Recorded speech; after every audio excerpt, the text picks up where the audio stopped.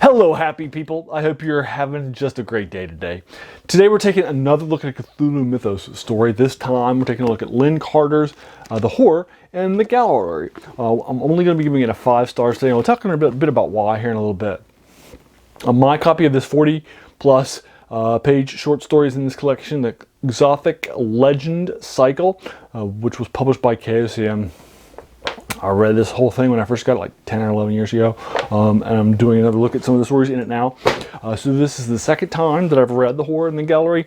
This is a sequel of sorts of the sort of stuff that's happening with Professor Copeland, his bequest to the Sandhurst Institute of Pacific and Antiquities, and now we're looking at somebody else who's a couple of steps down, and so forth. And there's a figurine that he brought from the island of Ponape, which is called the Ponape sculpture, and it's been a big social sensation. It's now ruined 2 people's lives, and we've read about those ruins of those lives with previous stories, and so now this is coming in and picking up the slack.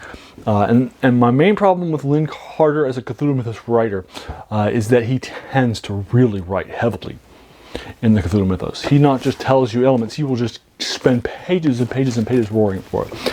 And sometimes his stories, and this one in particular, feels more like an article out of the Encyclopedia Cthulhuiana than it does like, an actual proper work of fiction. This one really spends a lot of time.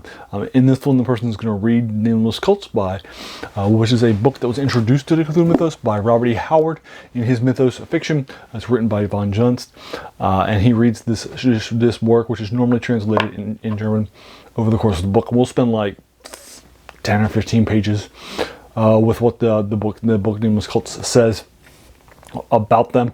He'll read the Necronomicon, he'll read like all these other things, letters and excerpts, and he'll find out all about the Cthulhu cycle heavily, and then we'll read about them too. Brothers and sisters and their elements that they have, and all of this sort of stuff. And there's just it's not coy, it doesn't hide it behind the scenes, and it bring it out occasionally to help richen the horror. There isn't a lot here, right? This isn't a novel where this is like the last 10, 15, 20 pages of the novel, and we're finding out what's actually been happening.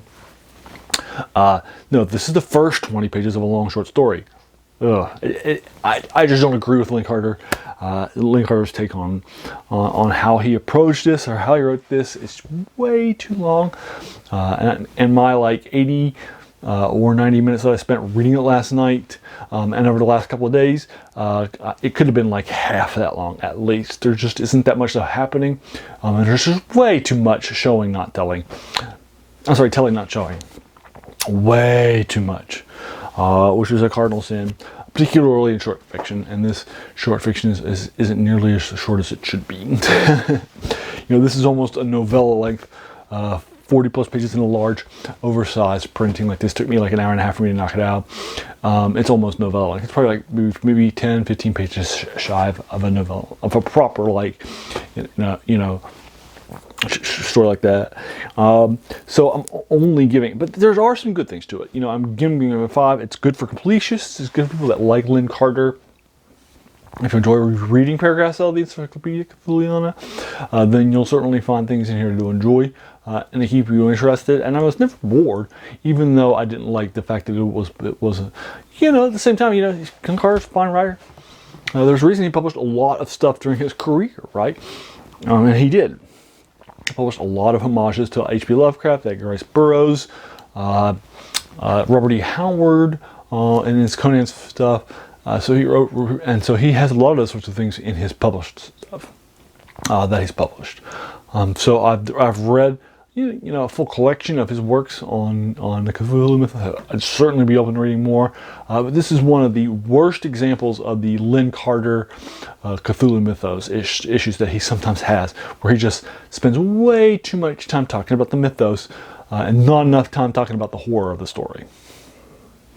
And if this was your first Cthulhu Mythos story, I just don't like how strong the myth is compared to something like called Cthulhu, which is the first major Cthulhu Mythos story by H.P. Lovecraft that sort of gets the whole groundwork working. Although he had brought in elements to things like the Necronomicon from previous short stories. So where the Cthulhu Mythos begins is obviously a conversation for, people that are more, intelligent and intellectual and study the situation more than I have. But a good place to start would be the Call of Cthulhu, which introduces the character of Cthulhu and sort of a lot of the concepts that are happening in the Cthulhu Mythos proper.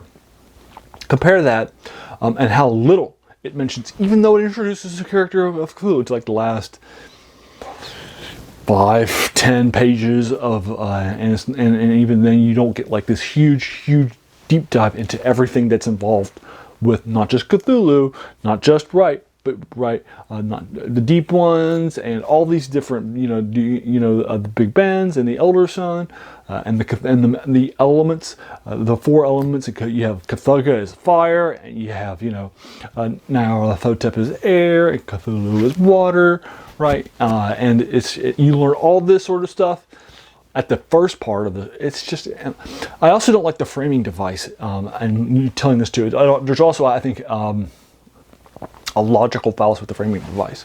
In this short story, the framing device is that this person who has just encountered all this darkness is believed to be guilty of killing a night watchman at the Sandhurst Institute, and this is his testimony to the police.